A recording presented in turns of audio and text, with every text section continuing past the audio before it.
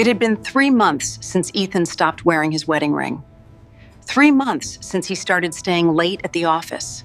3 months since he began speaking to me like I was a temporary inconvenience. And then, on a warm June evening, it all collapsed in one moment, right there on West Monroe Street, inside a restaurant where we'd once celebrated every milestone we were proud of. We were seated at our usual corner table, the candles flickering against the brass fixtures. That brass shine triggered the memory of the small brass key I kept in my handbag, a forgotten object from my father's old safe, something I carried out of habit more than purpose. I didn't know then how much that key would matter. Ethan cleared his throat halfway through the appetizer. "I think we should talk," he said, using the voice people reserve for business negotiations or medical diagnoses. Before I could respond, his brother Lucas approached our table. He wasn't smiling. He wasn't even pretending. He placed a plain white envelope beside my wine glass and murmured, "You'll want this." Then he walked away. Ethan exhaled sharply. "He didn't need to do that," he muttered, as if Lucas's action had ruined his script. I hadn't opened the envelope yet. I simply looked at Ethan, waiting. He couldn't hold the silence. "I want a divorce," he said, loud enough that the couple at the next table looked over. The sound seemed to stretch across the room. Forks paused. A server froze mid-step. I felt my pulse in my fingertips, steady but cold.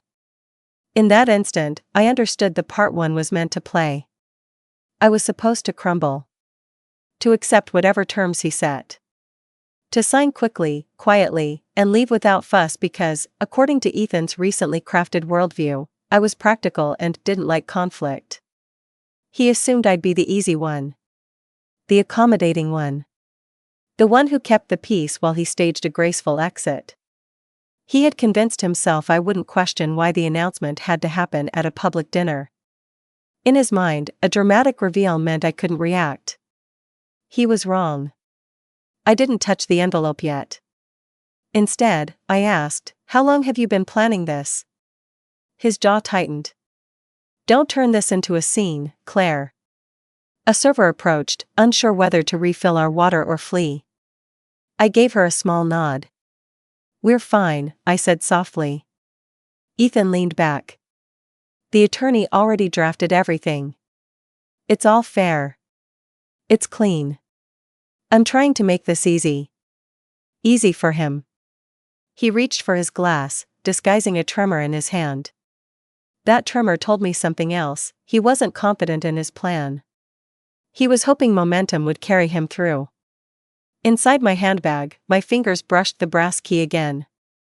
The envelope sat untouched between us like a second witness. A moment later, my phone buzzed. A message preview. From Lucas. "Open it when you're alone. Don't trust him tonight." I slipped the phone face down on the table. "Why here?" I asked. "This place, you wouldn't yell," he said.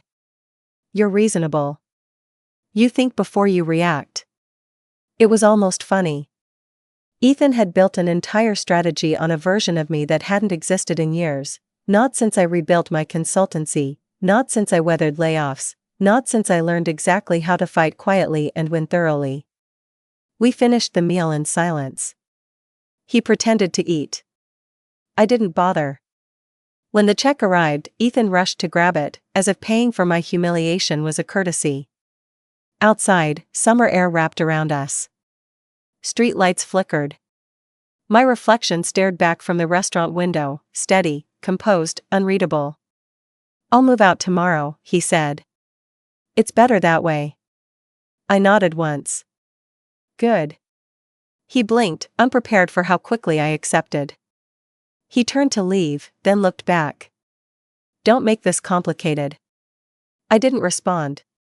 I simply walked to my car, placed the envelope on the passenger seat, and locked the doors. Only then did I open it. But what I saw inside wasn't just surprising, it set the first domino of everything that would follow. And it told me Ethan's plan wasn't only collapsing. It was about to bury him. The envelope contained exactly 3 items: a photocopy of a property deed, a printout of an email thread, and a single handwritten note from Lucas that said, "He's lying to you. Start with the deed." Nothing else. No explanation. No commentary. I read the deed first. It listed our home, the house Ethan and I renovated over 7 years, as being transferred into an irrevocable trust 2 weeks earlier. Not signed by both of us, not even presented to me for awareness. Just Ethan's signature and a trustee I didn't recognize, Damon Shaw. A name with no connection to either of our families. A cold line shot through me. Ethan hadn't come to dinner to end our marriage. He'd come because he thought he'd already secured every asset he wanted before telling me. In his mind, this was the final step, an ambush dressed as honesty. Scene backfill return. 2 weeks earlier, Ethan had insisted on handling all the paperwork for our homeowner's insurance renewal. I remembered now, he'd been oddly pushy about me not needing to sign anything, saying, "It's just administrative stuff, I'll take care of it." I'd brushed it off as one of his stress phases. I had been stupidly trusting.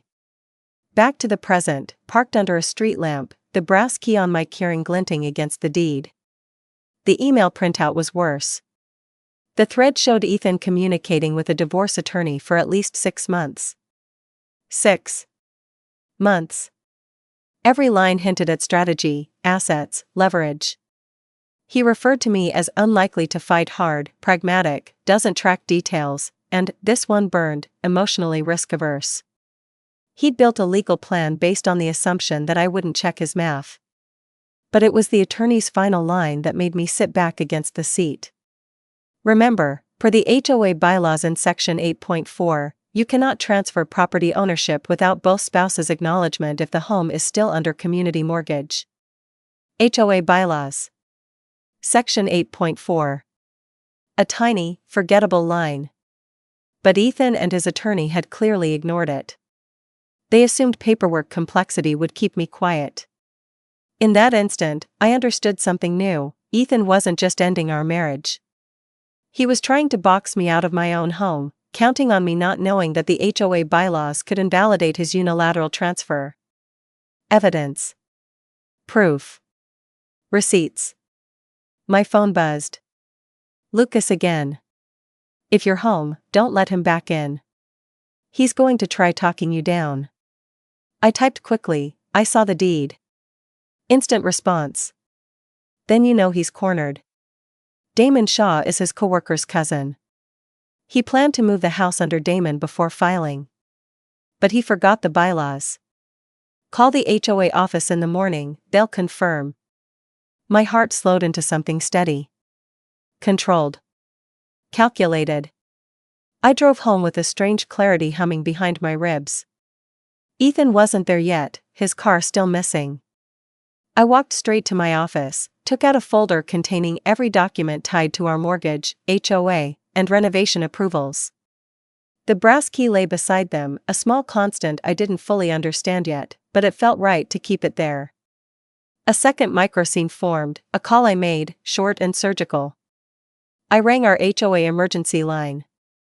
"I need to confirm something regarding Section 8.4 of the bylaws," I said.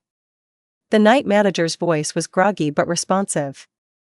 She confirmed exactly what Lucas suggested: any transfer of the marital home without both spouses' signatures is void unless both parties have relinquished joint tenancy, which we had not.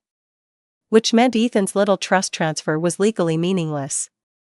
At 11:53 p.m., headlights washed over the living room window. Ethan. He walked in with the posture of someone bracing for a fight. "We need to talk," he said, shutting the door behind him. "No," I replied. "We don't." He stared. "Don't be unreasonable." I held up the deed. "You forged a transfer." "It's not forgery," he snapped instantly. "It's strategy." My attorney advised. "The bylaws," I said quietly. Section 8.4. His mouth slowly closed. Color drained from his face. He hadn't expected me to read that far. "It doesn't matter," he whispered. "We can work something out." "You thought I wouldn't know," I said. "You assumed that. Just like tonight." Ethan ran a hand through his hair. Claire, come on. We can do this amicably. I placed the envelope back into my bag. I'm sure we can. But starting tomorrow, everything goes through my attorney. He stiffened. You don't have one. That's the second assumption you got wrong today.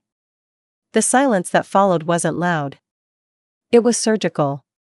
It cut straight through the version of me he believed existed. I walked past him, heading upstairs, the brass key brushing against my hip as I climbed. By the time I reached the bedroom, I already knew what tomorrow's first move would be. And it wasn't going to be his. Morning light came in sharp through the blinds, thin, pale lines across the hardwood floor, the kind of light that makes everything look more honest than you want it to. Ethan had slept in the guest room. Or tried to. I heard him pacing around midnight, then again at 3, then again at 5. Every footstep sounded like a man rehearsing a script he no longer believed in. I showered, dressed, tied my hair back, and placed the brass key into my pocket. I didn't know why I kept carrying it, but something about its weight grounded me. It reminded me of my father's voice telling me, always keep the thing that proves what's yours. Seeing backfill return. 2 years ago, when I'd taken over my father's small consulting firm after his stroke, Ethan had been supportive in theory but resentful in practice. He didn't like that I tracked contracts meticulously, or that I'd become sharper with finances.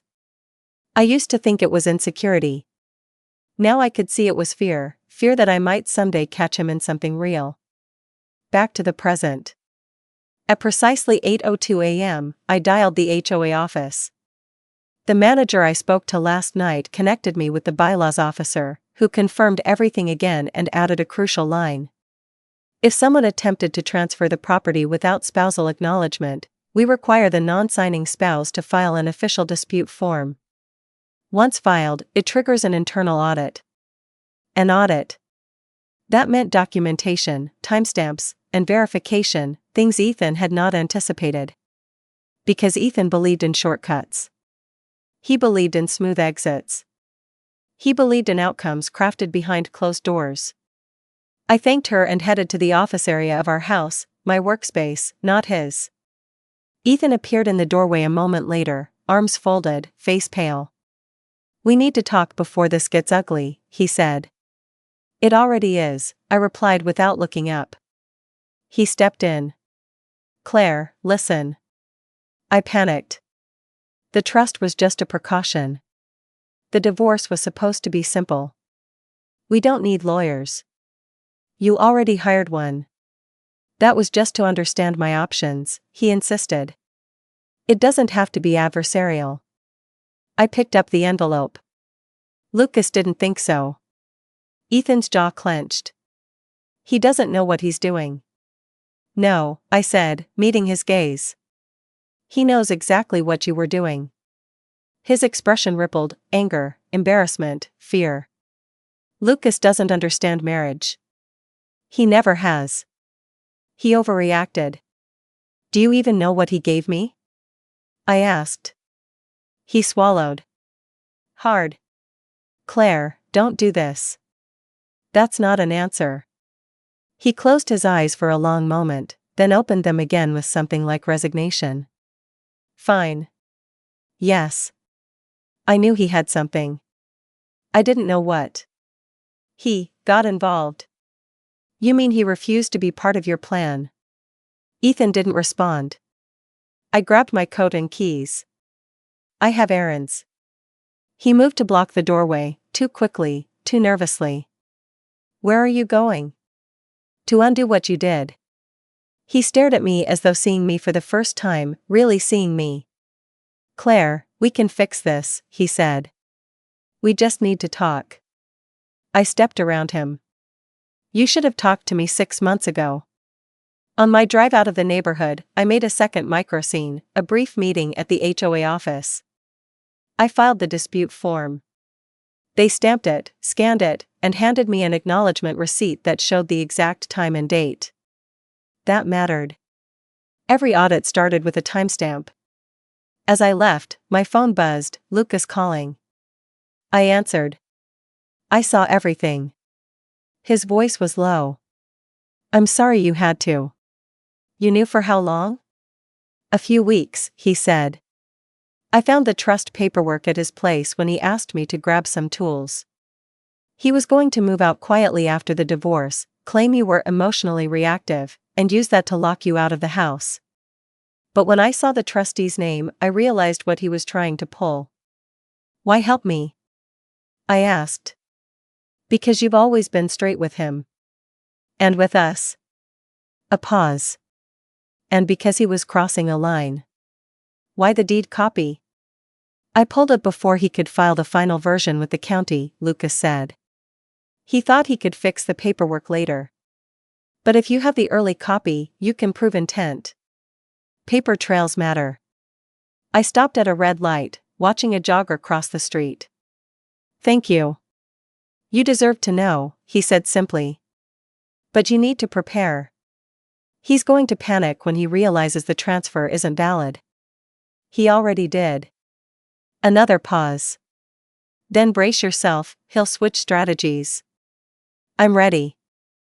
Back home, Ethan was seated at the dining table, laptop open, legal documents scattered around him like debris after a storm. He looked up sharply. We can negotiate, he said. Let's be adults. You made a unilateral transfer, I said. That's not adult.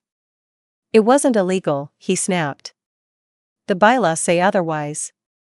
His face tightened. You spoke to them. Of course I did. He stood abruptly. This isn't fair to either of us. I'm trying to be reasonable. You're trying to salvage your plan, I replied, steady. That's different. He moved closer, lowering his voice. Claire, please. We can settle this quietly. No one else has to know. They already do, I said softly. Ethan froze. Who? I didn't answer. Instead, I walked upstairs again, the brass key tapping softly against my side with each step. I didn't fully understand why I brought it everywhere, but I knew this much. Whatever lock it belonged to, literal or metaphorical, something was about to open. And Ethan wasn't going to like what came through. Ethan didn't come upstairs that afternoon, which told me something important. He was recalibrating. Men like him always did. When their first plan collapsed, they didn't apologize, they rebuilt the lie with better angles. I'd seen the pattern in clients for years: panic, denial, reframing, bargaining, pressure, then blame. By early evening, the house felt too quiet. The kind of quiet that comes before someone tries something bold. I changed into a clean blouse, tied my hair in a low knot, and slipped the brass key into my pocket again. The weight of it pressed against my hip, solid and strangely comforting, almost like a reminder not to underestimate myself the way Ethan had. Seen backfill return. 6 months earlier, Ethan had asked me to sign a household efficiency form for the HOA. It was supposedly just an update about energy usage. I'd been heading out the door to a client meeting and said, "Leave it on the counter. I'll look tonight." He'd insisted it was routine, urged me to sign quickly, but I didn't. I'd forgotten all about it, until now. That must have been his first attempt. Back to the present. I drove to my office downtown. I needed a neutral space, somewhere Ethan couldn't lurk outside a door or accidentally interrupt a call.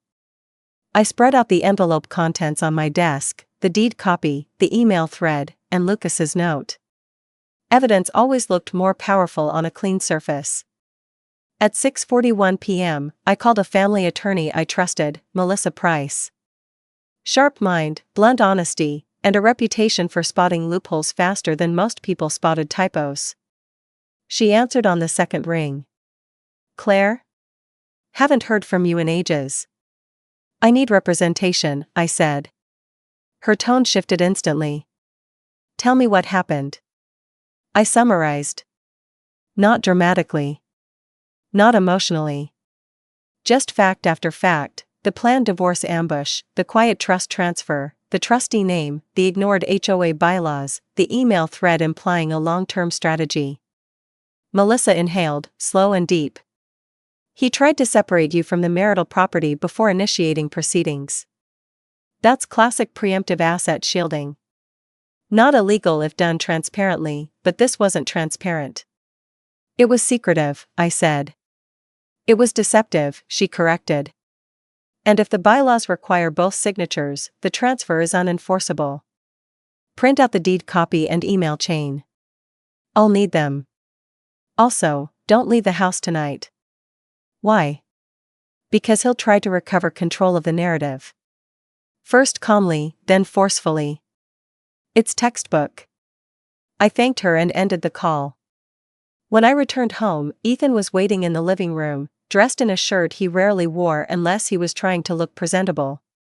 His laptop was open on the coffee table, papers arranged neatly beside it, as if tidiness could disguise intention. He stood when I entered. "Claire, sit down." "No." His jaw twitched. "We need to reset." "I'm not resetting anything." He exhaled sharply, controlling his temper. "I talked to my attorney. He said we should try mediation before things escalate. It's less expensive." "I'm not worried about cost." "Well, I am," he said with forced frustration. "A courtroom battle benefits no one." I stepped farther into the room.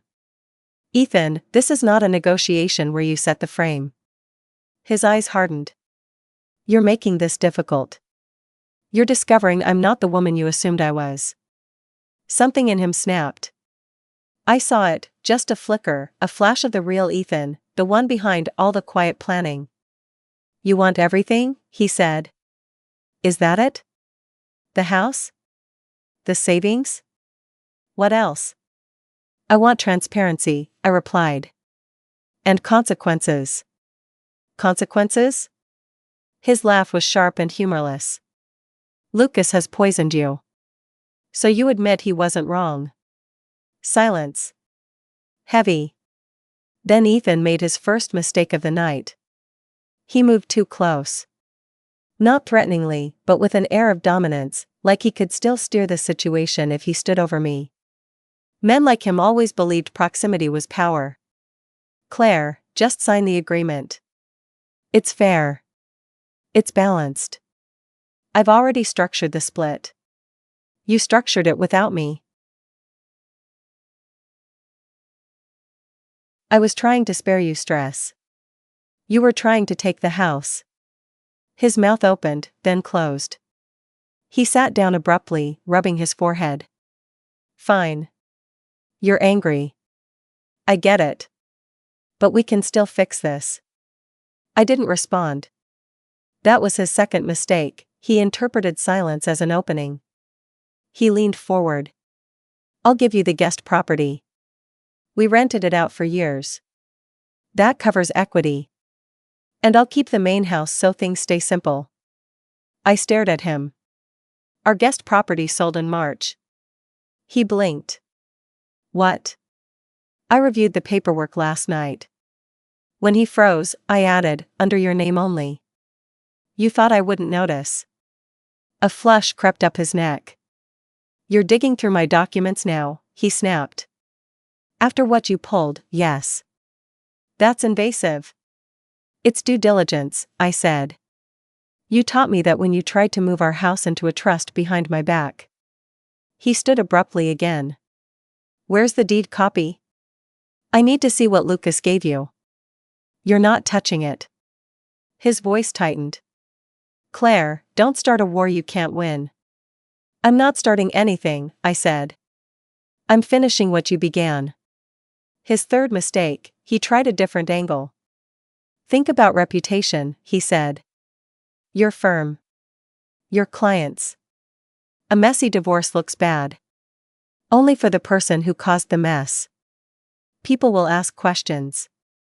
And I'll answer them truthfully." He swallowed hard.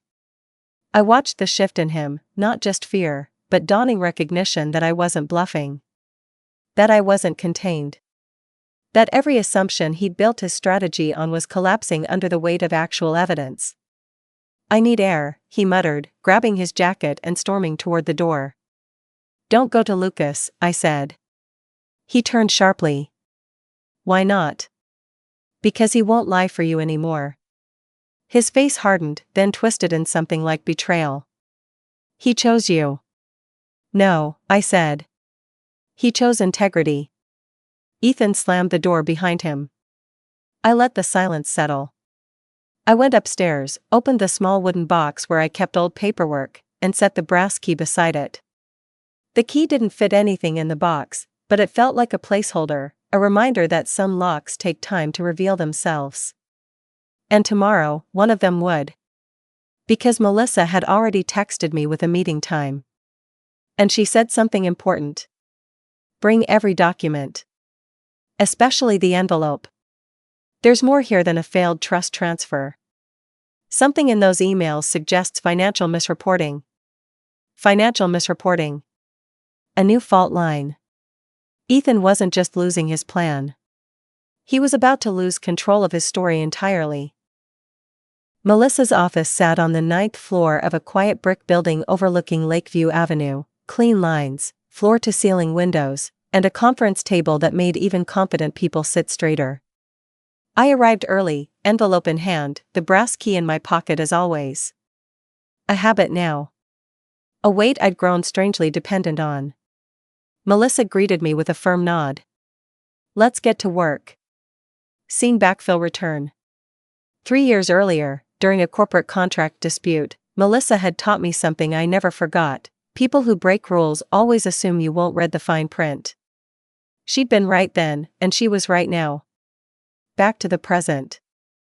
I spread out the documents, deed, emails, the trustee info, while Melissa read silently, her eyes moving fast.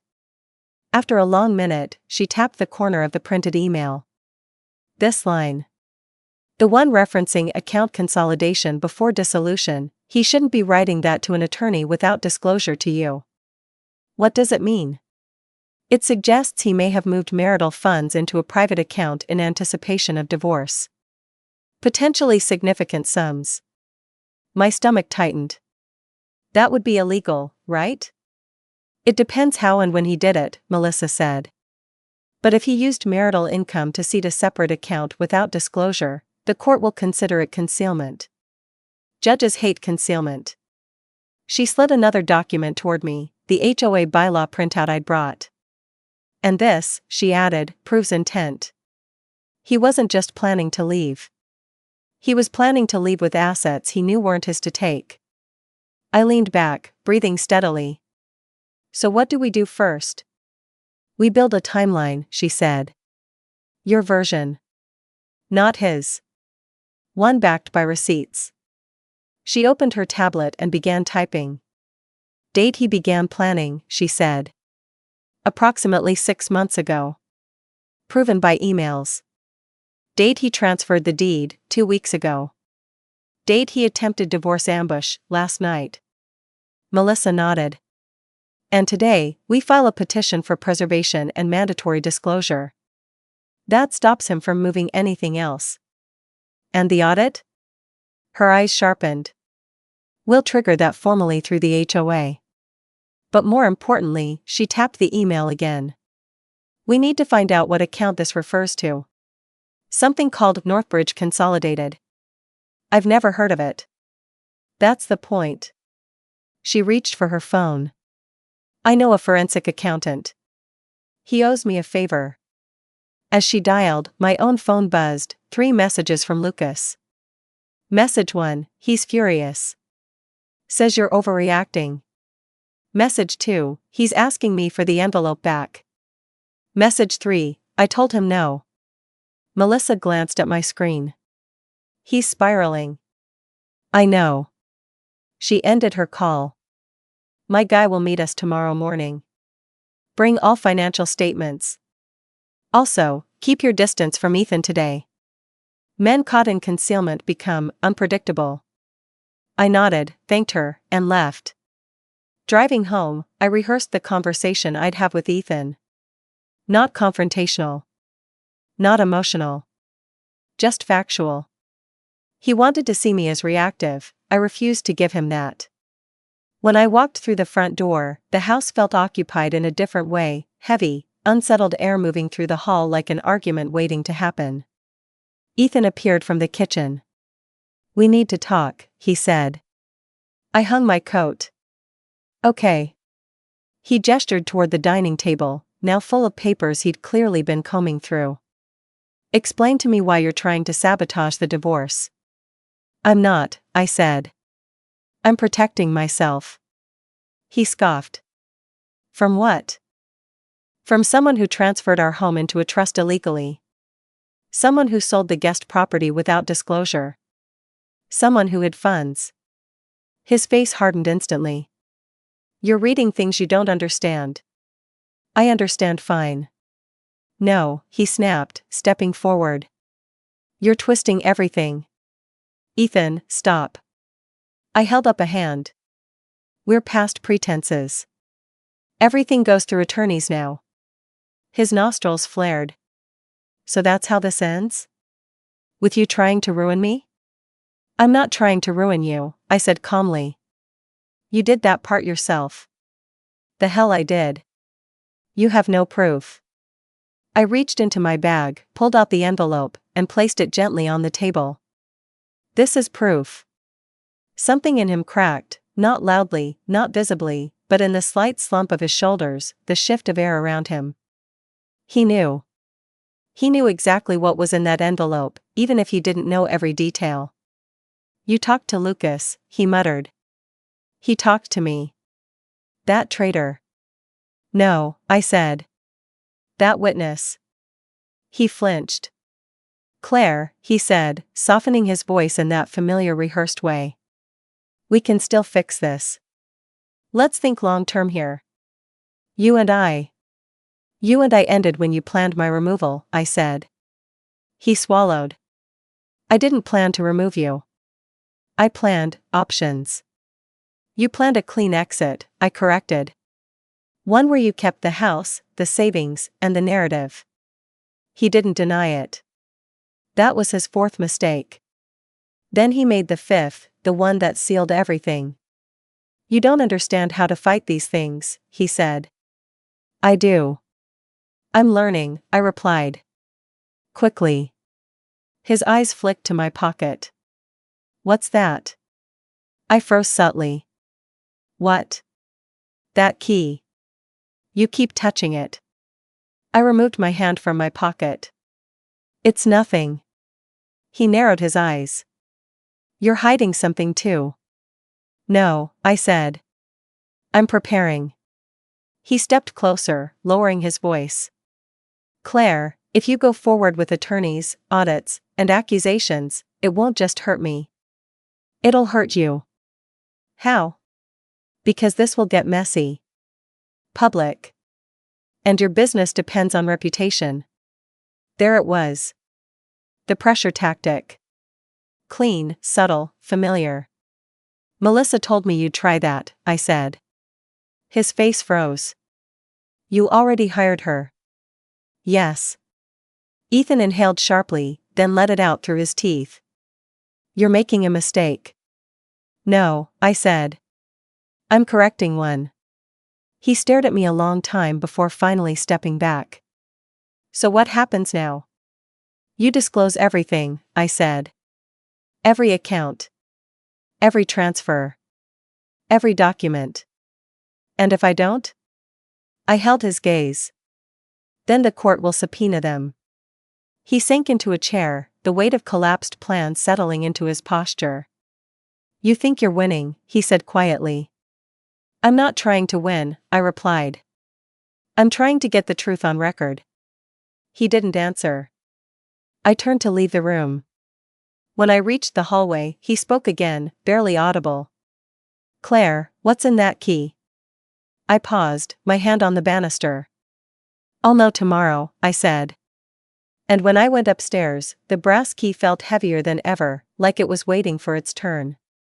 Because tomorrow's meeting with the forensic accountant wasn't just about finding hidden money. It was about unlocking the part of this story Ethan never expected me to reach. Morning came with a low gray sky and a kind of stillness that felt staged, like the world was holding its breath for whatever came next. I dressed quietly, slipped the brass key into my coat pocket, and drove to Melissa's office, replaying every moment of the past week. Not emotionally, clinically. Ethan had pushed this into strategy, now strategy would finish it. The forensic accountant, Daniel Sue, waited in a small meeting room, sleeves rolled up, laptop open. Melissa sat beside him, legal pad ready. I set the envelope down on the table. Daniel nodded at it. That's the one? Yes. Let's begin, he said. Scene backfill return. When my father was alive, he'd kept a safe in his old office. A plain steel box with a brass lock, one I hadn't opened since he passed. I'd inherited everything, but grief had made me pack that office quickly and without care. I'd thrown the little brass key into my handbag years ago and forgotten the safe existed. Until now. Back to the present. Melissa pulled up Ethan's email printouts. We need to know what Northbridge Consolidated refers to, she said. Daniel began typing rapidly, cross-referencing financial institutions, trust accounts, shell company databases. He muttered to himself, fingers flying. After a few minutes, he stopped. I found it. Melissa leaned forward. What is it? A shadow account network used for asset parking. Not illegal by itself, but, he pointed to the screen. This specific entity, Northbridge Consolidated, is tied to 3 transactions made within the last 8 months. All in similar amounts. All spaced strategically. My pulse ticked once, slow, cold. Daniel continued. These transactions appear to be siphoned from your joint business savings account. But the transfers were disguised as equipment reimbursements. That's not possible, I said. We don't buy equipment. Exactly, Daniel replied. Which means the reimbursements were fabricated. Melissa nodded sharply. That's concealment. Judges hate concealment. Daniel typed again. Total siphoned amount, approximately $84,000. Silence. Not shock. Not hurt. Something firmer. Something final. Melissa turned toward me. We can file for immediate injunction and forensic recovery. That amount will be returned to the marital pool. And the concealment will weigh heavily against him. I exhaled slowly. Do it. Daniel closed his laptop. One more thing. These transfers, they began right around the time he started emailing his attorney. Of course they did. Melissa gathered the paperwork, sliding it neatly into a folder. Now tell us about the key. I hesitated, then finally understood what I needed to do. My father had a safe, I said. I haven't opened it since he died. I kept the key all these years. I don't even know what's inside. Melissa nodded. Let's find out. Could be relevant. I drove straight to my father's old storage unit. The safe was buried under old boxes, dusty but intact.